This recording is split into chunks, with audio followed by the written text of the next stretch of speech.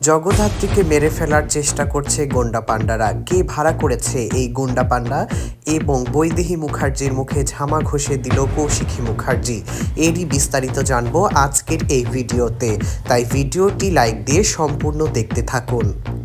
যারা আমার চ্যানেলে নতুন তারা অবশ্যই সাবস্ক্রাইব করুন। জগদ্ধাত্রী ধারাবাহিকের আজকের পর্বে দেখা যায় যে হাসপাতালে অসুস্থ জগদ্ধাত্রী এবং তার মেয়ের ওপর আক্রমণ করেছে গুন্ডা পান্ডারা।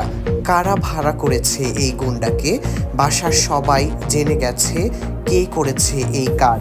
কৌশিকী মুখার্জিকে বৈদেহী মুখার্জি বোঝানোর চেষ্টা করছে এই কাজ নিশ্চয়ই মেহেন্দি করেছে, কারণ মেহেন্দির ভিতরে এখনো লোভ রয়েছে ওই ব্যবসার মূল চেয়ারে বসার। কিন্তু কৌশিকী মুখার্জি তা বিশ্বাস করছে না, কারণ কৌশিকী মুখার্জি কখনোই বৈদেহী মুখার্জির কোনো কথা বিশ্বাস করে না। এদিকে গুন্ডারা যখন জগদ্ধাত্রীর উপর আক্রমণ করে তখন জগদ্ধাত্রী অনেকটাই দুর্বল হয়ে পড়ে। তারপরেও জগদ্ধাত্রী নিজেকে এবং তার সন্তানকে ওই গুন্ডাদের হাত থেকে রক্ষা করে। একটি গুন্ডাকে হাসপাতালের ভিতরে শুটও করে জগদ্ধাত্রী। তারপর ডাক্তারের কাছে তার সন্তানকে তুলে দেয় এবং তাদের চিকিৎসা করতে বলে। পরে ডাক্তার দুজনেরই চিকিৎসা করে।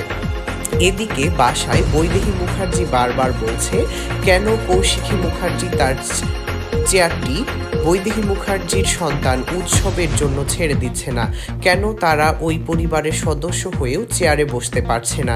এ নিয়েই ঝগড়া চলছে।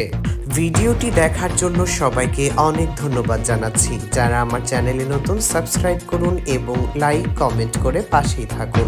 সবাইকে আবারও ধন্যবাদ।